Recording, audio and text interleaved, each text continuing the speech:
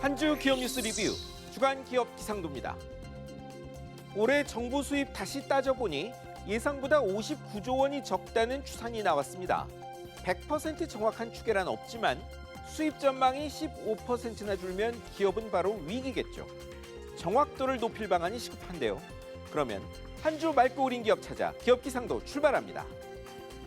먼저 한국수력 원자력입니다. 원전 수출 발목 잡던 미국 기업과의 소송에서 낭보가 있었습니다.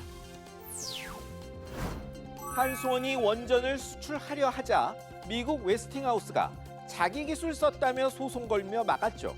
웨스팅하우스, 원전 원조가 맞습니다.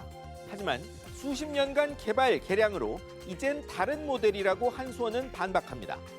미국 법원은 한수원의 미국 기술 이용 여부는 판단하지 않았지만 수출 통제는 정부 권한이지 기업이 주장할 권리가 아니라며 소송 각하했습니다. 벤츠는 가장 오래된 자동차 회사지만 지금 모든 차가 벤츠 기술로 만들어진 건 아니죠. 항소심에서도 꼭 이겨야겠습니다. 다음은 현대자동차입니다. 파업의 대명사던 이 회사가 무분규 기록을 깼습니다. 역대 최고 파업 찬성률로 시작한 현대차 노사 갈등.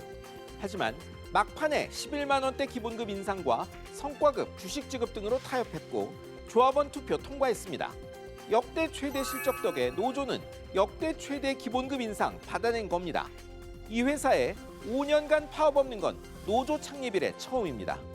불황에 아랑곳 없이 실적 기록 행진 중인 현대차는 한숨을 돌렸는데요. 중국만 빼면 현대차는 창사 이래 최고 시기가 아닌가 합니다. 이제 흐린 기업입니다. LG화학, 롯데케미칼, 금호석유화학 등 유화 기업들로 시작합니다. 정유사와 달리 기름값이 올라 걱정입니다. 원유 정제 중 나오는 나프타가 유화의 최대 원료인데요. 6월 톤당 520달러대던 나프타 값이 33% 넘게 올라 700달러에 육박합니다. 반면 유화 주요 생산품인 에틸렌 값은 13% 정도밖에 안 올랐습니다. 이윤이 줄었다는 이야기죠. 그런데 더 줄 수 있습니다. 내수 부진한 중국이 에틸렌 수출을 대폭 확대하기로 결정한 탓입니다. 유화 업체들은 배터리 소재, 친환경, 생분해성 소재에서 대안 찾고 있죠. 하지만 주력 제품 상황이 나쁘니 실적 기대는 어렵습니다. 이번엔 B&K 경남은행입니다. 횡령 사고 금액이 마침내 사상 최대까지 늘었습니다. 2,988억 원. 투자 담당 부장급 행원의 횡령 총액입니다. 700억 원 규모의 우리은행 횡령도 충격인데 비교가 안 되고 작년 초 세상을 놀래킨 2,200억 원대 오스템 임플란트 횡령도 능가합니다.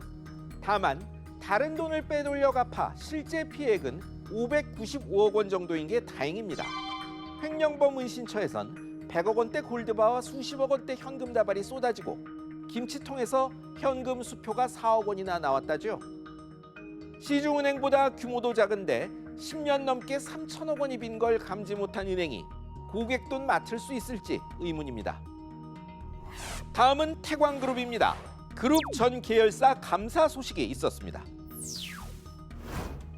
특별 사면 받은 이호진 전 회장의 공식 복귀 전인데 그룹 경영협의회 의장 맡던 부동산 골프장 관리 업체 티시스 대표가 해임됐죠.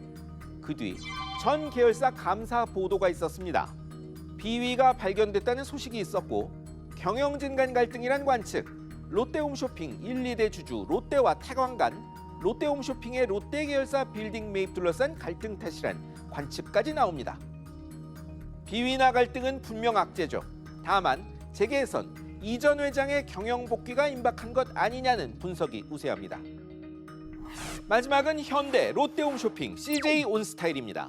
방송으로 물건 파는 회사들이 방송 창고를 줄이고 있습니다. 인터넷, 모바일 쇼핑 급성장의 결과는 TV 홈쇼핑의 위축이죠. 하지만 유료 방송망 송출 수수료는 작년 1조 9천억 원으로 9년 새 2배나 뛴 반면 상반기 4대 홈쇼핑의 영업이익은 작년보다 40%가 줄었습니다. 그러자 현대홈쇼핑은 위성방송의 송출 중단을 공지했고 현대, CJ, 롯데는 조만간 일부 케이블 TV 송출을 중단하겠답니다. 유료 방송들은 입장 관철 위한 홈쇼핑들의 실력 행사라며 반발하는데요. 갈등과 별개로 영상을 보고 사는 쇼핑 주축이 모바일로 이동 중인 건 사실입니다.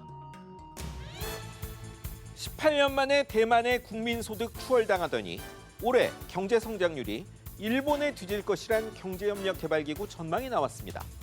성장 동력 확보가 절실하다는 이야기입니다. 지금까지 주간 기업 기상도였습니다.